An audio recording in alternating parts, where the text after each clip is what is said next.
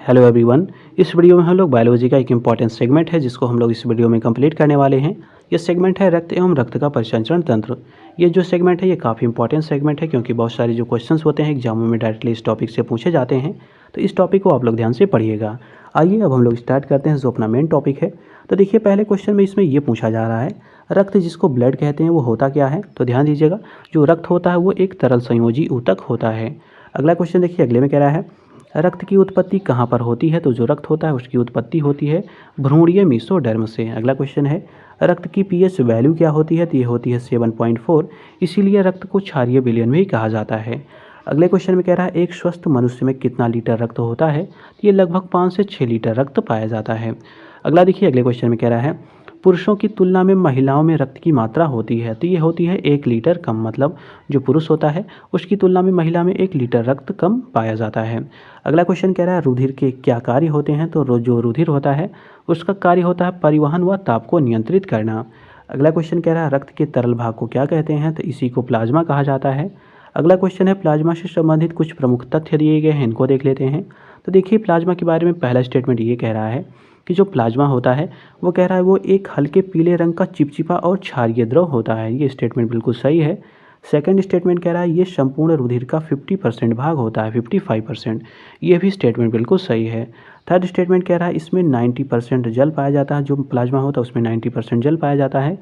शेष जो कह रहा है 10% जो भाग होता है वो प्रोटीन, कार्बनिक और अकार्बनिक पदार्थों से वो मिलकर बना होता है। तो ये हो गया तीसरा स्टेटमेंट। अब अगला देखिए, अगला क्वेश्चन क्या कह रहा है।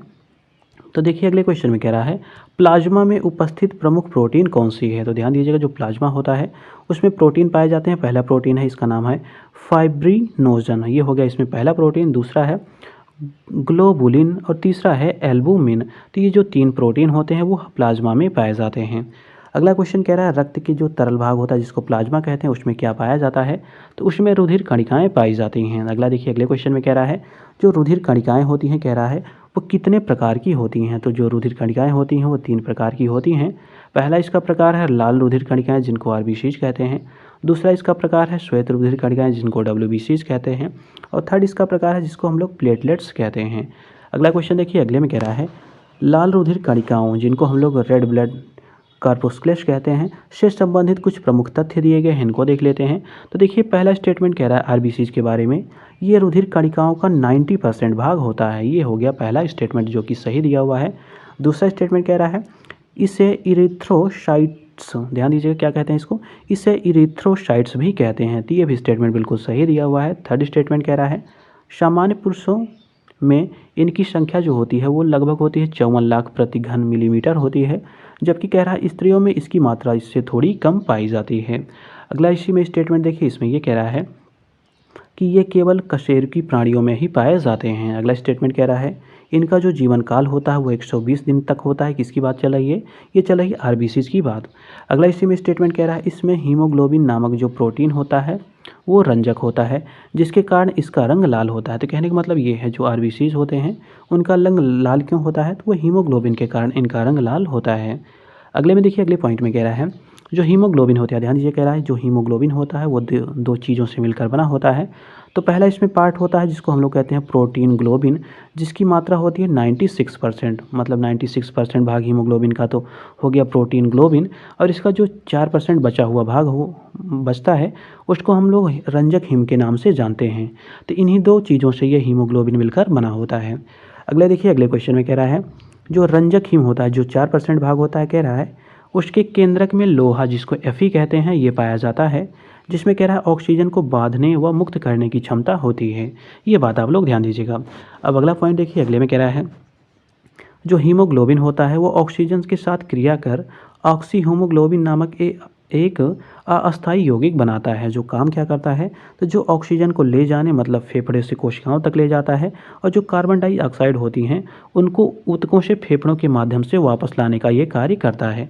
तो कहने का मतलब सिंपल इसका ये हो गया कि जो हीमोग्लोबिन होता है उसका काम होता है कि जो ऑक्सीजन होती है उसको पूरे शरीर में पहुँचाना। तो ये कार्य हो गया हीमोग्लोबिन का। अगला देखिए, अगले में कह रहा है, अगला पॉइंट है ये लाल अस्थिमज्जा में बनती हैं। तो ध्यान दीजिएगा जो आरबीसीज होती हैं वो कहाँ पे बनती हैं, वो लाल अस्थिमज्जा में बनती हैं। अगला पॉइंट कह रहा है जो हीमोग्लोबिन होता है उसकी प्रकृति क्षारीय होती है। ये बात ध्यान दीजिएगा, हीमोग्लोबिन की प्रकृति कैसे होती है, तो वो क्षारीय होती है। अब अगला पॉइंट देखिए, अगले पॉइंट में क्या दिया हुआ है। तो देखिए अगले पॉइंट में कह रहा है लाल रुधिर कणिकाओं से संबंधित कुछ सही तथ्य दिए गए हैं, इनको देख लेते हैं। तो देखिए पहला स्टेटमेंट कह रहा है स्तनधारियों के लाल रुधिर कणिकाओं के जीव द्रव्य में, ध्यान दीजिएगा, जो लाल रुधिर कणिकाएं होती हैं स्तनधारियों में, कह रहा है उनमें जो जीव द्रव्य पाया जाता है उसमें केंद्रक का पूर्ण अभाव होता है। दूसरा स्टेटमेंट कह रहा है स्तनधारियों, जिनमें कह रहा है ऊंट जो बेसिकली कहा जा रहा है, ये एक ऐसा प्राणी है जिसके आरबीसीज में केंद्रक पाया जाता है। जैसे अभी हम लोगों ने ऊपर देखा था पहला स्टेटमेंट, ध्यान दीजिएगा, पहले स्टेटमेंट में हम लोगों ने ये देखा कि जो स्तनधारी होते हैं, जो उनके लाल रुधिर कणिकाएं होती हैं, उनके जो जीव द्रव्य होते हैं उसमें केंद्रक का पूर्ण अभाव होता है। जबकि दूसरे स्टेटमेंट कह रहा है जो ऊंट होता है ये भी एक स्तनधारी है, लेकिन इसमें केंद्रक पाया जाता है। ये बात आप लोग ध्यान दीजिएगा। अब अगला देखिए, अगला क्वेश्चन क्या पूछा जा रहा है। तो देखिए अगले क्वेश्चन में कह रहा है किस प्राकृतिक पदार्थ में लोहा, जिसको Fe कहते हैं, वो विद्यमान रहता है। तो ये विद्यमान रहता है मायोग्लोबिन में। अब ये मायोग्लोबिन बनता कैसे, इसको भी जान लीजिए। तो देखिए जो हीमोग्लोबिन होता है वो ऑक्सीजन के साथ बंधित होकर ऑक्सी हीमोग्लोबिन बनाता है, जो ऊतकों में जाकर क्या होता है, ऑक्सीजन को मायोग्लोबिन में स्थानांतरित कर देता है। तो इस प्रकार मायोग्लोबिन का निर्माण होता है। अगला देखिए अगले क्वेश्चन में क्या कह रहा है।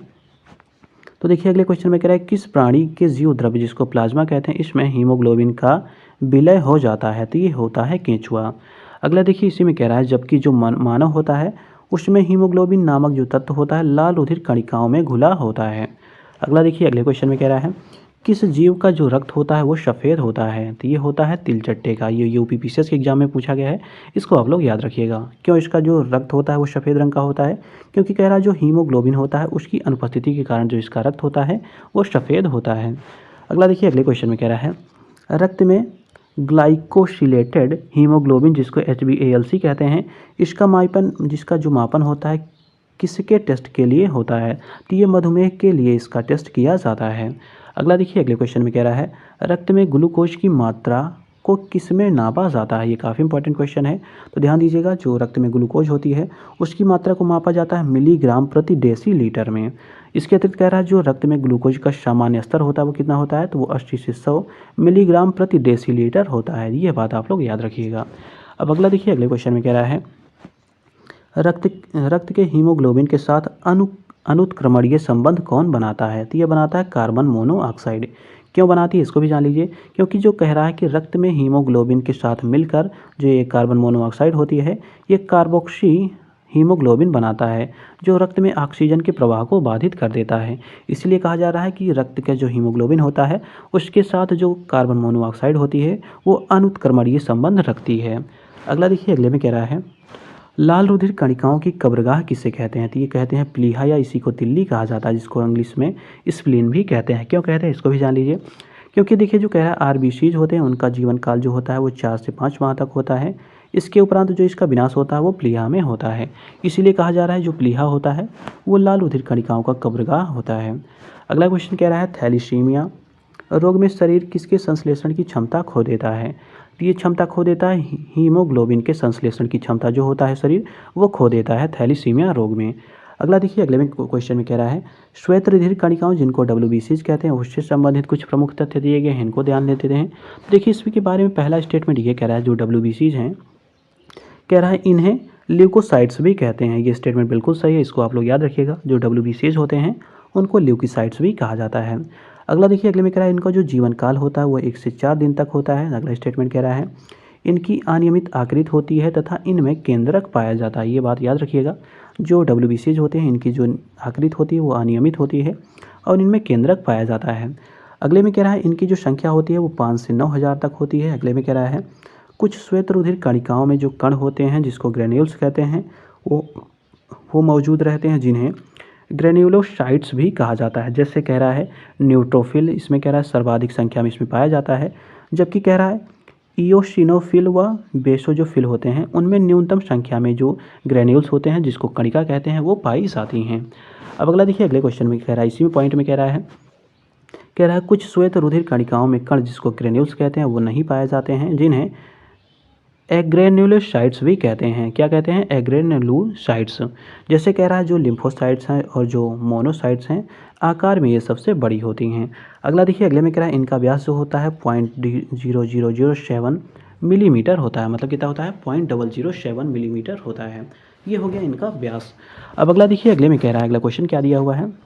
देखिए अगले क्वेश्चन में कह रहा है, शरीर के किस अंग में, ध्यान दीजिएगा, लिम्फोसाइट्स का निर्माण होता है। तो ये होता है अस्थिमज्जा, प्लीहा, लसिका ग्रंथ व थाइमस ग्रंथियाँ। इन सभी जगहों पर क्या होता है, लिम्फोसाइट का निर्माण होता है। अगला क्वेश्चन देखिए, अगले में कह रहा है, कौन रक्त के संचालन में मदद करता है। तो ये मदद करता है लिम्फोसाइट। कैसे काम करता है, तो ये देखिए, ये श्वेत रुधिर कणिकाएँ होती हैं जो शरीर की प्रतिरक्षा तंत्र को मजबूत बनाती हैं। अगला देखिए, अगले में कह रहा है, डब्ल्यूबीसीज का जो निर्माण होता है वो आरबीसीज का विनाश के संग में होता है। ये होता है प्लीहा में, जिसको स्प्लीन कहते हैं। अगला है, रक्त में डब्ल्यूबीसीज की जो आवश्यकता से अधिक मात्रा अगर मौजूद हो जाती है तो कौन सा रोग हो जाता है। तो इसी को ल्यूकीमिया कहा जाता है, जिसको हम लोग ब्लड कैंसर के नाम से भी जानते हैं। याद रखिएगा, ल्यूकीमिया जो है उसको हम लोग ब्लड कैंसर कहते हैं। इसमें क्या होता है, जो रक्त होता है उसमें डब्ल्यूबीसीज की मात्रा ज़्यादा हो जाती है। अगला क्वेश्चन कह रहा है, कौन हम किस संक्रमण से रक्षा करता है। तो ये श्वेत रुधिर कणिकाएं, जिसको हम लोग डब्ल्यूबीसीज कहते हैं, ये करती है। अगला कह रहा है, रुधिर प्लेटलेट से संबंधित अब कुछ प्रमुख तथ्य दिए गए हैं, इनको देख लेते हैं। हम लोगों ने ऊपर देखा हुआ था, आरबीसी डब्ल्यूबीसी से संबंधित जो प्रमुख तथ्य दिए गए थे उनको हम लोगों ने देखा हुआ था। अब हम लोग जो रुधिर प्लेटलेट्स हैं इनसे संबंधित कुछ प्रमुख तथ्य देख लेते हैं। तो देखिए, इसमें पहला स्टेटमेंट ये कह रहा है कि इन्हें थ्रोम्बोसाइट्स भी कहते हैं। दूसरा स्टेटमेंट कह रहा है, ये केवल स्तनधारी वर्ग के रक्त में पाए जाते हैं। अगला कह रहा है, इनकी संख्या 2 से 5 लाख प्रति घन एमएम रक्त में होती है। इसके अतिरिक्त अगला स्टेटमेंट ये कह रहा है कि ये सूक्ष्म, रंगहीन, केंद्रकहीन, गोलाकार, टिकिए के समान ये होती हैं। अगला कह रहा है, इनका जो प्रमुख कार्य है, कटे हुए अंग पर रक्त बहाव को रोकना अर्थात रक्त का थक्का बनाने में ये सब मदद करते हैं। अगला क्वेश्चन देखिए, अगले में कह रहा है, रुधिर स्कंदन, जिसको हम लोग ब्लड क्लॉटिंग कहते हैं, किसे कहते हैं। तो ध्यान दीजिए, इसमें बताया गया है कि किसी कटे हुए भाग से रुधिर का बाहर निकलना व कुछ ही मिनटों में एक जेली के रूप में जम जाना रुधिर स्कंदन कहलाता है। मतलब कहीं पे कट गया है, वहाँ से खून लगातार बह रहा है, तो वही जो खून बहने का प्रोसेस रुक जाता है उसी को रुधिर स्कंदन कहते हैं। अब अगला देखिए, अगले में बताया जा रहा है कि रुधिर का थक्का बनता है उसके दौरान जो जो महत्वपूर्ण गतिविधियाँ होती हैं उन गतिविधियों को देख लेते हैं। तो देखिए, इसमें ये बताया जा रहा है कि पहले थ्रोम्बोप्लास्टिन जो होता है वो मिलता है प्रोथ्रोम्बिन के साथ। इसके अतिरिक्त कैल्शियम आयन, जो ये तीनों हैं, ये तीनों आपस में क्रिया करते हैं और ये थ्रोम्बिन का निर्माण करते हैं। इसके अतिरिक्त जी देखिए, जो थ्रोम्बिन फिर बनता है ये फाइब्रिनोजन से ये क्रिया करता है, मतलब दोनों ऐड होते हैं एक साथ, और ये फाइब्रिन का निर्माण करता है। इसके अतिरिक्त जो ये फाइब्रिन बनता है तो फाइब्रिन प्लस जो रक्त रुधिराणु होते हैं ये मिलते हैं आपस में और ये रक्त का थक्का जमाते हैं। तो ये होती है रक्त के थक्का बनने के दौरान जो महत्वपूर्ण गतिविधियाँ होती हैं। अब अगला देखिए, अगले में कह रहा है, रुधिर में प्रायः कह रहा है एक प्रतिस्कंद होता है, उसे क्या कहते हैं। तो उसे कहते हैं हिपेरिन। हिपेरिन क्या होता है, ये एक प्रतिस्कंद होता है। अगला देखिए, अगले क्वेश्चन में कह रहा है, रुधिर वाहिकाओं से निकाले गए रक्त को जमने से बचाने के लिए क्या उसमें मिलाते हैं। तो उसमें मिलाते हैं ऑक्जिलेट, अथवा कह रहा है सोडियम अथवा पोटेशियम ऑक्जिलेट, इसको मिलाया जाता है, इसमें मिलाया जाता है। अगला क्वेश्चन कह रहा है, रुधिर स्कंदन के बाद कुछ पीला सा पदार्थ निकलता है, इसे क्या कहते हैं। तो इसी को सीरम कहा जाता है। अगला देखिए, कह रहा है, क्या सीरम का थक्का बनता है। नहीं बनता है सीरम का थक्का। याद रखिएगा क्यों नहीं बनता, क्योंकि देखिए, जो सीरम होता है उसमें फाइब्रिनोजन जो नामक प्रोटीन होता है वो नहीं पाया जाता है, इसलिए कह रहा है जो सीरम होता है वो नहीं जमता। अगला कह रहा है, किसने सर्वप्रथम यह पता लगाया कि जो सभी मनुष्य हैं उनका रुधिर समान न होकर भिन्न भिन्न होता है। तो ये पता लगाया था कॉल लैंड स्टीनर ने। अगला कह रहा है, रुधिर वर्ग, जिसको हम लोग ब्लड ग्रुप कहते हैं, इसकी खोज किसने की थी। ये की थी कॉल लैंड स्टीनर ने। कब की थी, 1900 में। अगला कह रहा है, किसने कहा ABO जो रुधिर वर्ग हैं मनुष्य के एक अनुवांशिक लक्षण है। ये कहा था बर्नस्टीन ने। अगला कह रहा है, अगले क्वेश्चन में, मनुष्य में कितने प्रकार के रुधिर वर्ग पाए जाते हैं। तो 4 प्रकार के रुधिर वर्ग पाए जाते हैं। पहला है A, दूसरा B, तीसरा है AB और चौथा है O। तो ये 4 प्रकार के रुधिर वर्ग पाए जाते हैं। अब अगला क्वेश्चन देखिए, अगले में क्या दिया हुआ है। तो देखिए, अगले में कह रहा है, जनक जो माता पिता हैं उनके रुधिर वर्ग से उनके संतानों में कौन कौन से रुधिर वर्ग हो सकते हैं, इसकी संभावना यहाँ पे बताई गई है। तो देखिए, एक साइड में, इस साइड में देखिए, इधर माता पिता के रुधिर वर्ग दिए गए हैं, इधर देखिए संतानों के रुधिर वर्ग हैं। क्या संभव है, क्या संभव नहीं है। तो देखिए, अगर कह रहा है जो माता का ब्लड ग्रुप अगर O है और पिता का भी ब्लड ग्रुप O है, तो जो संभव है संतानों में क्या होगा, वो उसमें O हो जाएगा। और असंभव है कि उसमें AB और AB, ये जो तीनों ये ब्लड ग्रुप हैं ये नहीं हो सकते। मतलब कहने का तात्पर्य है, अगर माता पिता के जो ब्लड ग्रुप हैं वो OO हैं तो उनमें संभव होगा कि वो जो संतान होंगे उनमें भी O ब्लड ग्रुप ही पाया जाएगा और जो तीनों ब्लड ग्रुप हैं वो उसमें नहीं पाए जाएंगे। अगला कह रहा है, अगली कंडीशन है कि अगर जो माता है उसमें ओ पाया जाए और पिता है उसमें ए पाया जाए। इसके अतिरिक्त दूसरी कंडीशन है, अगर पिता और माता दोनों में ए हो तब क्या संभावना बनेगी। तो देखिए जो संभव है संतानों में, वो एक में ओ हो सकता है और दूसरे में ए हो सकता है, तो ये होगी संभावना उसकी। लेकिन कह रहा है बी और जो ए बी ये रक्त ग्रुप हैं, ये संतानों में नहीं हो सकते। मतलब संतानों में ओ और ए जो ये ब्लड ग्रुप हैं ये हो सकते हैं, लेकिन बी और जो ए बी ब्लड ग्रुप हैं ये इनमें नहीं हो सकते। अगली कंडीशन कह रही है कि अगर माता में ओ है, पिता में बी है, इसके अतिरिक्त माता पिता दोनों में बी है, तो क्या कंडीशन होगी। तो देखिए जो बच्चे होंगे उनमें ओ और बी ये दोनों हो सकते हैं, ए और बी ए बी जो हैं ये दोनों नहीं हो सकते। अगला कह रहा है, यदि माता का ए है पिता का बी है तब क्या कंडीशन होगी। तब देखिए जो बच्चे होंगे उनमें ओ भी हो सकता है, ए भी हो सकता है, बी भी हो सकता है, ए बी भी हो सकता है। मतलब चारों के चारों इसमें ब्लड ग्रुप हो सकते हैं, ये बात आप लोग याद रखिएगा। अगले में कह रहा है, यदि माता का ओ ब्लड ग्रुप है और पिता का ए बी है तब क्या कंडीशन होगी। तो देखिए तब जो संतान होंगे उनमें ए भी हो सकता है, बी भी हो सकता है, लेकिन ओ और जो ए बी होगा ये नहीं हो सकता। अगला देखिए, अगली कंडीशन है, अगर देखिए माता की ए है ब्लड ग्रुप, उसका ए ग्रुप है माता का, पिता का ए बी है, या फिर बी माता का है ए बी पिता का है, या ए बी दोनों माता पिता के हैं, तब कंडीशन क्या होगी। तब देखिए जो संतान होंगे उनमें ए भी होगा, बी भी होगा, ए बी भी होगा, लेकिन ओ उनमें नहीं पाया जाएगा। ये कंडीशन आप लोग याद रखिएगा।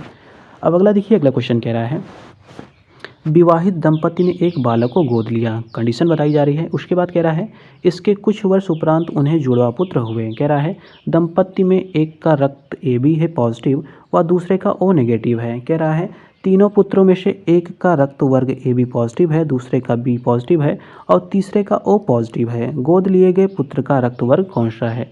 तो देखिए जो रक्त लिया हुआ पुत्र होगा उसका होगा ओ पॉजिटिव। अगला देखिए, अगले में कह रहा है, यदि पिता का रक्त वर्ग, ध्यान दीजिएगा, कह रहा है यदि पिता का जो रक्त वर्ग है वो ए है व माता का रक्त वर्ग ओ है, तो कह रहा है उत्पन्न पुत्र का रक्त वर्ग क्या होगा। तो ये हो सकता है ओ हो सकता है अथवा ए दोनों हो सकता है। अगला देखिए, अगले में कह रहा है, किसकी भिन्नता के कारण जो मानव होते हैं उनमें भिन्न भिन्न रक्त वर्ग पाए जाते हैं। तो इनकी देखिए भिन्नता किस वजह से होती है। तो कह रहा है इसमें लाल रुधिर कणिकाओं में एक विशेष प्रकार का प्रोटीन पाया जाता है जिसका नाम है ग्लाइकोप्रोटीन। इसी की उपस्थिति के कारण कह रहा है जो मानव होते हैं उनमें भिन्न भिन्न रुधिर वर्ग पाए जाते हैं। अब अगला देखिए, अगले में कह रहा है जो ग्लाइकोप्रोटीन है उसके बारे में जान लेते हैं। तो देखिए कह रहा है जो ग्लाइकोप्रोटीन है उसको क्या कहा जाता है। तो इसको कहा जाता है एंटीजन या प्रतिजन। तो ध्यान दीजिएगा जो एंटीजन या प्रतिजन है इसी को ग्लाइकोप्रोटीन भी कहा जाता है। अब अगला देखिए, अगले क्वेश्चन में कह रहा है जो प्रतिजन जिसको एंटीजन कहते हैं वो क्या होता है। तो ध्यान दीजिएगा जो प्रतिजन है वो क्या है, वो एंटीबॉडी के निर्माण को उद्दीप्त करते हैं तथा प्रतिरक्षा तंत्र को प्रवर्तित करते हैं। तो ये काम हो गया एंटीजन का। अब देखिए जो एंटीजन होते हैं वो कितने प्रकार के होते हैं ये भी जान लीजिए। तो देखिए जो एंटीजन होते हैं वो दो प्रकार के होते हैं। पहला एंटीजन है एंटीजन ए और दूसरा है एंटीजन बी। अगला कह रहा है एंटीजन की अनुपस्थिति में एक विशेष प्रकार के प्रोटीन प्लाज्मा में पाई जाती है, इसे क्या कहते हैं। तो ध्यान दीजिएगा ये कहलाता है एंटीबॉडी या इसी को प्रतिरक्षी कहा जाता है। अगला क्वेश्चन कह रहा है एंटीबॉडी का निर्माण कहाँ पर होता है। ये ध्यान दीजिएगा काफ़ी इंपॉर्टेंट क्वेश्चन है। जो एंटीबॉडी होती है उसका निर्माण होता है WBC, ध्यान दीजिएगा WBC में संश्लेषित गामा जो ग्लोबुलिन होता है, ध्यान दीजिएगा ग्लोबुलिन होता है, उसमें कह रहा है प्रोटीन के रूपांतरण के फलस्वरूप इसका निर्माण होता है। तो ये बात आप लोग याद रखिएगा। अगले में कह रहा है एंटीबॉडी कितने प्रकार के होते हैं। तो ये भी दो प्रकार के होते हैं। पहला इसका है एंटीबॉडी ए और दूसरा है एंटीबॉडी बी। तो ये दो इसके प्रकार हैं। अब अगला कह रहा है रुधिर वर्ग में पाए जाने वाले एंटीजन व एंटीबॉडी के बारे में जान लेते हैं। तो देखिए इस साइड में रुधिर वर्ग दिया गया है, इस साइड में एंटीजन और इस साइड में एंटीबॉडी दिए गए हैं। तो देखिए रुधिर वर्ग अगर ए है तो ध्यान दीजिएगा एंटीजन उसमें केवल ए होगा, एंटीबॉडी उसमें बी होगा। अगले में कह रहा है अगर रुधिर वर्ग बी है तो उनमें देखिए एंटीजन केवल बी होगा, एंटीबॉडी उसमें ए होगा। अगला कह रहा है अगर रक्त वर्ग जो ए बी है तो उसमें ए और बी इसमें दोनों पाए जाएंगे एंटीजन, और कह रहा है जो एंटीबॉडी होगी वो उसमें अनुपस्थित होगा। ये क्वेश्चन काफ़ी बार पूछा गया है कि जो ए बी होता है उसमें एंटीबॉडी कौन से पाए जाते हैं। तो ध्यान दीजिएगा उसमें एंटीबॉडी नहीं पाए जाते। अगला देखिए अगर ओ ब्लड ग्रुप है तो ध्यान दीजिएगा जो ओ है उसमें जो एंटीजन होता है वो अनुपस्थित रहता है और इसमें एंटीबॉडी ए और बी दोनों पाए जाते हैं। तो ये बात आप लोग याद रखिएगा। जैसे अगर ए बी ब्लड ग्रुप है तो उसमें एंटीबॉडी अनुपस्थित रहेगा, अगर ओ ब्लड ग्रुप है तो उसमें एंटीजन अनुपस्थित रहेगा। तो इन दोनों का आप लोग सीक्वेंस याद रखिएगा। अब अगला देखिए अगला क्वेश्चन क्या दिया हुआ है। तो देखिए अगले क्वेश्चन में कह रहा है मनुष्य में रक्त आदान जिसको हम लोग ब्लड ट्रांसफ्यूजन कहते हैं, इससे क्या तात्पर्य होता है। तो ध्यान दीजिएगा इसका तात्पर्य होता है कि एंटीजन एवं एंटीबॉडी का एक ऐसा मिश्रण बनाया जाए जिससे रक्त का जो अभिलेषण होता है, जिसका ब्लड का थक्का कहते हैं, वो ना हो सके। मतलब ब्लड एक अगर ऐसा चढ़ाया जाए कि जो ब्लड है दूसरों आपस में एक दूसरे में थक्का ना बना ले, तो इसी को कहा जाता है, क्या कहा जाता है, इसी को ब्लड ट्रांसफ्यूज़न कहा जाता है।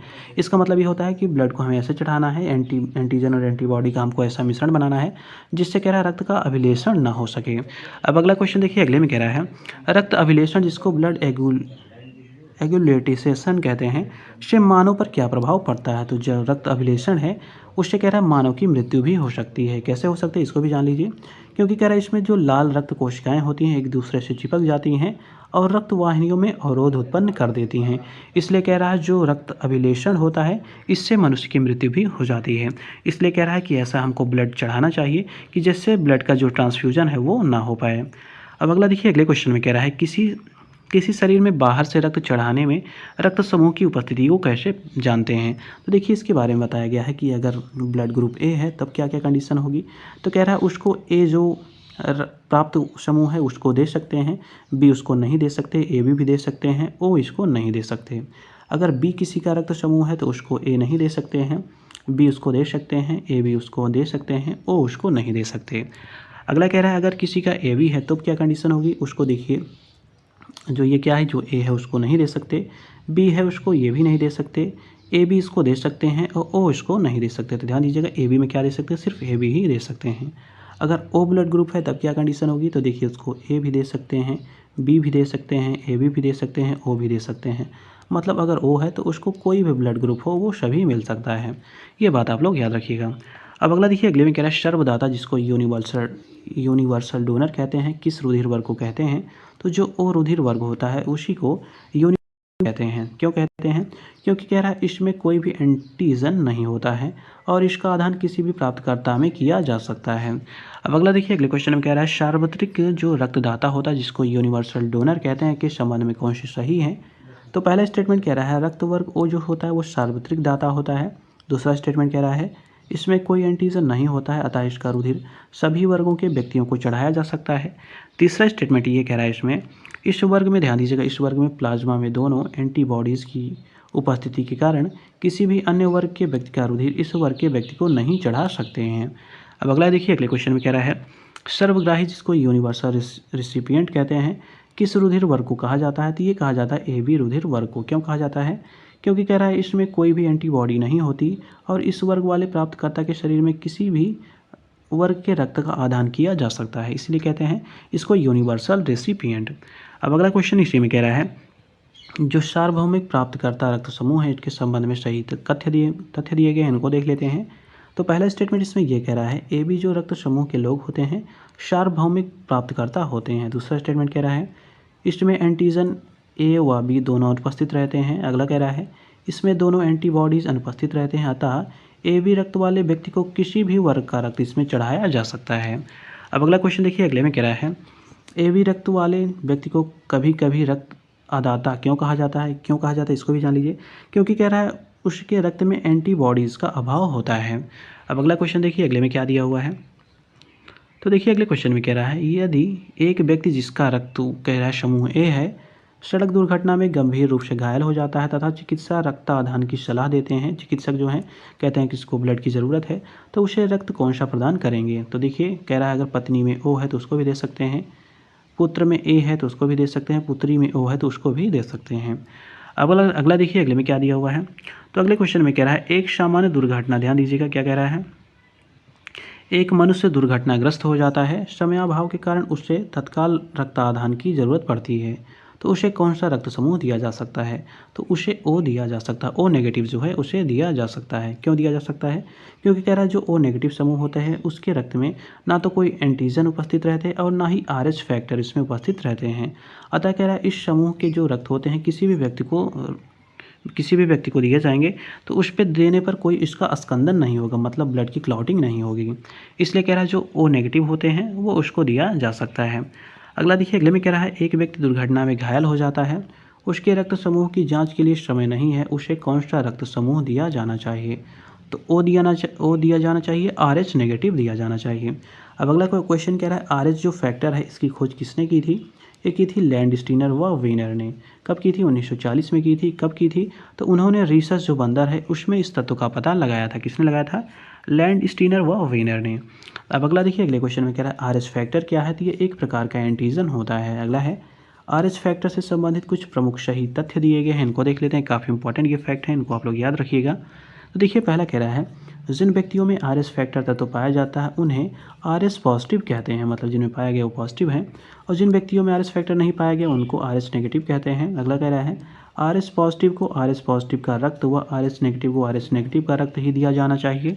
इसके अतिरिक्त अगला इसी में कह रहा है यदि आर एस पॉजिटिव कोई रक्त वर्ग का रक्त है तो उसको आर एस नेगेटिव रक्त व्यक्ति वाले को दिया जाता है, तो प्रथम बार कम मात्रा होने के कारण कोई प्रभाव नहीं पड़ता। मतलब कहने का तात्पर्य यह है कि अगर किसी का आर एस पॉजिटिव है रक्त वर्ग और उसे आर एस नेगेटिव रक्त दे दिया गया तो प्रथम बार तो कम मात्रा होने के कारण उस पर कोई प्रभाव नहीं पड़ेगा। लेकिन कह रहा है जब दूसरी बार इस प्रकार का रक्तादान किया जाएगा तो रक्त अभिश्लेषण के कारण आर एस नेगेटिव वाले व्यक्ति की मृत्यु हो जाती है। तो ये बात आप लोग याद रखिएगा, जो आर एस पॉजिटिव है उसको आर एस पॉजिटिव का ही रक्त दिया जाना चाहिए। अब अगला क्वेश्चन कह रहा है रुधिर परिसंचरण तंत्र में कितने, जो रुधिर परिसंचरण तंत्र है कह रहा है कितने प्रकार का होता है? तो ये दो प्रकार का होता है। पहला है खुला परिसंचरण तंत्र, इसके बारे में जान लेते हैं। तो देखिए, इसमें कह रहा है इस तंत्र में रुधिर कुछ समय के लिए रुधिर नलिकाओं में उपस्थित रहता है तथा अंत में कह रहा, ध्यान दीजिए, कह रहा तथा अंत में रुधिर नलिकाओं में खुले स्थान में आ जाता है। दूसरा इसी में क्वेश्चन कह रहा है, दूसरा पॉइंट कह रहा है इसमें रुधिर कम दाब व कम गति से बहता है। अगला पॉइंट इसी में कह रहा है इसमें जो रुधिर होता है वो परिसंचरण चक्र कम समय में पूर्ण हो जाता है। जैसे कह रहा है तिलचट्टे में रुधिर परिसंचरण चक्र केवल 5 से 6 मिनट में पूरा हो जाता है। उदाहरण देखिए, दो तिलचट्टे हैं, फ्रॉन है, कीट है, मकड़ी है, ये सब में क्या है? तो इन सब में जो रुधिर परिसंचरण होता है वो बहुत कम समय में हो जाता है। अब अगला क्वेश्चन देखिए, अगले में क्या कह रहा है। अब दूसरा है बंद परिसंचरण तंत्र, इसके बारे में जान लेते हैं। तो देखिए, इसमें यह कह रहा है कि इस तंत्र में रुधिर बंद नलिकाओं में बहता है, इसलिए इसको बंद परिसंचरण तंत्र कहते हैं। दूसरा कह रहा है इसमें रुधिर कह रहा है कि अधिक दाब व अधिक गति से बहता है। अगला इसी में कह रहा है इसमें पदार्थों का आदान प्रदान ऊतक द्रव द्वारा होता है। जैसे कह रहा है सभी कशेरुकियों में ये काम होता है। अब अगला देखिए, अगले क्वेश्चन में कह रहा है रुधिर परिसंचरण तंत्र की खोज किसने की थी? तो ये की थी विलियम हॉर्वे ने। अगले में कह रहा है मनुष्य में किस प्रकार का परिसंचरण तंत्र पाया जाता है? तो इसमें देखिए बंद एवं दोहरा परिसंचरण तंत्र पाया जाता है।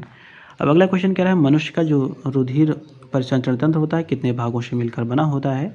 ये दो भागों से मिलकर बना होता है। पहला है रुधिर परिसंचरण तंत्र, दूसरा है लसिका परिसंचरण तंत्र। तो ये दो इसके पार्ट हैं। अब अगला देखिए, अगले में कह रहा है मनुष्य के हृदय में कितने कोष्ठक होते हैं? तो ध्यान दीजिएगा 4 कोष्ठक होते हैं। अगला कह रहा है एक स्वस्थ व्यक्ति का हृदय 1 मिनट में औसतन कितने बार धड़कता है? तो ये धड़कता है 72 बार। अगला कह रहा है हृदय कब आराम करता है? तो 2 धड़कनों के बीच ये आराम कर लेता है। अगले में कह रहा है हृदयाघात के सटीक लक्षण कौन कौन से हैं? तो ध्यान दीजिएगा जी मिचलाना, तेज पसीना आना और सीने में जो तेज़ दर्द होता है, तब आप लोगों को समझ लेना चाहिए कि इनको हार्ट अटैक आने वाला है। अगले में देखिए, अगले में कह रहा है हृदय स्पंदन एक विद्युतीय तरंग द्वारा निष्पादित होता है जो उपजती है, तो जो हृदय में उपजती है। अगला कह रहा है सामान्यतः नाड़ी स्पंदन की दर किसके बराबर होती है? तो ये होती है हृदय स्पंदन के बराबर। अगले में कह रहा है मनुष्य का औसत रक्तचाप क्या होता है? तो 120 से 80 के मध्य ये पाया जाता है। अगला देखिए, अगले में कह रहा है स्पेग्नोमीटर क्या है? तो ये काम क्या करता है? तो ये रक्तचाप मापक यंत्र है। अगले में कह रहा है ईसीजी, जिसको हम लोग इलेक्ट्रोकार्डियोग्राम कहते हैं, ये क्या है, किसकी माप करता है? ये तो ये हृदय की धड़कनों की माप करता है। अगले में कह रहा है यदि किसी व्यक्ति का रक्तचाप 140 mmHg है तो इस उल्लेख में Hg किसको इंगित करता है? तो ये करता है मरकरी को। अगला देखिए, अगले में कह रहा है गति प्रेरक, जिसको पेसमेकर कहते हैं, का कार्य क्या होता है? तो ये हृदय स्पंदन को सामंजित करता है। अगला देखिए, अगले में कह रहा है पेसमेकर जो है इसको किस नाम से जाना जाता है? तो इसको SA नोड्स, ध्यान दीजिएगा SA नोड्स के नाम से इसको जाना जाता है। कह रहा है यह एक कृत्रिम यंत्र होता है जो हृदय की असामान्य गति को सामान्य बनाने के काम आता है। अगले में कह रहा है रुधिर दाब की माप सर्वप्रथम किसने की थी? तो ये की थी एस हेल्स ने। कब की थी? 1733 में घोड़े में इसको मापा था। अगला देखिए, अगले में कह रहा है रक्त प्रवाह से संबंधित कुछ सही तथ्य दिए हुए हैं, काफ़ी इंपॉर्टेंट हैं, इनको भी देख लेते हैं। तो देखिए, पहले में कह रहा है कटे स्थानों से रक्त प्रवाह को रोकने के लिए फिटकरी का उपयोग किया जाता है, सही है एकदम स्टेटमेंट। दूसरा कह रहा है रक्त एक कोलाइडी निकाय है जिसमें ऋणावेशित कोलाइडी कण होते हैं। इसके अतिरिक्त कह रहा है फिटकरी के जो एल्यूमिनियम आयन होते हैं उनमें पॉजिटिव कि स्कंदन शक्ति अधिक होती है अतः रक्त स्कंदित हो जाता है। कहने का मतलब ये होता है कि जो रक्त है वो कह रहा है वो कोलाइडी विलयन है, जिसमें कह रहा है ऋणावेशित कोलाइडी कण होते हैं और फिटकरी में जो होते हैं उसमें एल्यूमिनियम के पॉजिटिव आयन होते हैं। इसलिए कह रहा है रक्त को ये दोनों मिलकर स्कंदित कर देते हैं, मतलब जो रक्त का बहना रहता है वो रुक जाता है। अब अगला क्वेश्चन इसमें ये कह रहा है मनुष्य का रक्त दाब वायुमंडलीय दाब के सापेक्ष क्या होता है, तो ये अधिक होता है। अगले में कह रहा है कौन सा रुधिर वाहिनी जो होती हैं रुधिर को हृदय से शरीर के विभिन्न अंगों तक ले जाती हैं, तो इनको धमनियाँ या इसी को आर्टरीज कहते हैं। तो ध्यान दीजिएगा धमनियाँ क्या हैं, ये काम क्या करते हैं, तो रुधिर वाहिनी जो होती हैं ये रुधिर है उसको हृदय के शरीर से विभिन्न भागों तक पहुंचाती हैं, तो ये काम हो गया धमनियों का। अगला कह रहा है शुद्ध व ऑक्सीजन जनित रुधिर किन में पाया जाता है, तो ये धमनियों में पाया जाता है, लेकिन इसका अपवाद स्वरूप क्या है, तो ये है फुफ्फुस धमनी। इसमें कह रहा है अशुद्ध व विऑक्सीजनित रुधिर इसमें प्रवाहित होता है। अगला कह रहा है कौन सी रुधिर वाहिनी रुधिर को शरीर के विभिन्न भागों से हृदय तक ले जाती है, तो ये होती हैं शिराएँ जिनको वेन्स कहते हैं। अगला कह रहा है अशुद्ध व कार्बन डाइऑक्साइड युक्त रुधिर किस में प्रवाहित होता है, तो ये होता है शिराओं में, अपवाद स्वरूप है फुफ्फुस शिरा। इसमें कह रहा है जो शुद्ध व ऑक्सीजन युक्त रक्त होता है वो प्रभावित होता है। अगले क्वेश्चन में कह रहा है कौन सा रेडियो एक्टिव तत्व प्रवाह गति मापने में प्रयुक्त होता है, तो ये है रेडियो सोडियम। ध्यान दीजिएगा रेडियो जो सोडियम है उसका उपयोग होता है रक्त प्रवाह की गति को मापने में। अगला कह रहा है प्रमुख रेडियोधर्मी तत्व हैं और उनके उपयोग क्या हैं, इसको ध्यान लेते हैं। देखिए पहला कह रहा है ये है रेडियो फास्फोरस, इसका क्या यूज़ है, इसका यूज़ है रक्त विकार के इलाज में। दूसरा है रेडियो आयन, ये क्या है, ये एनीमिया के इलाज में इसका यूज़ करते हैं। आयरन है, ध्यान दीजिएगा आयरन नहीं है, रेडियो आयरन है, एनीमिया के इलाज में इसका यूज़ होता है। अगला है रेडियो आयोडीन, तो ये थायराइड ग्रंथि के इलाज में होता है। अगला है रेडियो पोटेशियम, ये हृदय की धड़कन एवं नाड़ी संस्थान में के कार्य के रूप में ये काम करता है। अगले में कह रहा है मानव में जो खून शुद्धिकरण होती है उसकी प्रक्रिया को क्या कहते हैं, तो इसको डायलिसिस कहते हैं। डायलिसिस क्या है, तो मानव जो है उसमें जो रक्त की शुद्धिकरण की प्रक्रिया है उसी को डायलिसिस कहते हैं। अगला कह रहा है मानव रक्त की श्यानता का क्या कारण है, तो इसमें देखिए प्लाज्मा में प्रोटीन व हीमाटोक्रिट के कारण ये जो होता है रुधिर वो श्यान होता है। अगले में कह रहा है कोशिकाओं की चारों ओर द्रव की पतली परत क्या कहलाती है, तो इसी को ऊतक द्रव कहते हैं। अगले में कह रहा है रुधिर व कोशिकाओं के मध्य पदार्थों का आदान प्रदान किसके द्वारा होता है, तो ये ऊतक द्रव द्वारा होता है। अगले क्वेश्चन में कह रहा है वाहिनियों में ध्यान दीजिएगा एकत्रित ऊतक द्रव को क्या कहते हैं, तो इसी को लसिका या लिम्फ इसको कहा जाता है। अब अगला है लसिका से संबंधित कुछ प्रमुख तथ्य दिए गए हैं, इनको देख लेते हैं। तो देखिए पहला कह रहा है जो लसिका है वो एक हल्के पीले रंग का द्रव है। दूसरा कह रहा है इसमें लाल वर्णक हीमोग्लोबिन अनुपस्थित रहता है। अगला कह रहा है इसका रासायनिक संगठक जो है प्लाज्मा की भांति होता है। अगले में कह रहा है इसमें विशेष प्रकार की श्वेत कणिकाएं या कोशिकाएं होती हैं जिसको लिम्फोसाइट्स कहते हैं। अगले में कह रहा है इसमें प्रवाह केवल एक ही दिशा में अर्थात ऊतकों से हृदय की ओर होता है। अब अगला देखिए अगला क्या दिया हुआ है, तो देखिए ये जो पूरा टॉपिक था उसको हम लोगों ने कंप्लीट कर लिया। अब इसके बाद का टॉपिक है हार्मोन एवं अंतःस्रावी ग्रंथियाँ।